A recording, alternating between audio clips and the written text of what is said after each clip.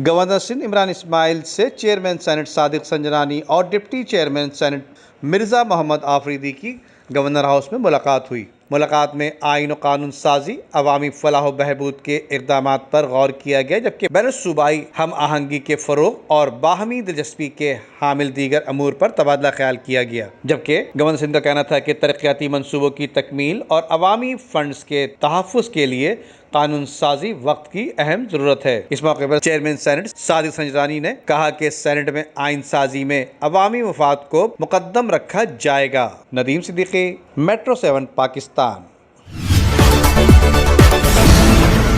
Video को like करके Facebook और व्हाट्सएप के जरिए दूसरे लोगों के साथ शेयर कीजिए और ऐसी ही खूबसूरत वीडियोस फ्यूचर में हासिल करने के लिए रेड बटन पर क्लिक करके और बेल आइकॉन को प्रेस करके हम सबके सब्सक्राइबर बनना मत भूलिए।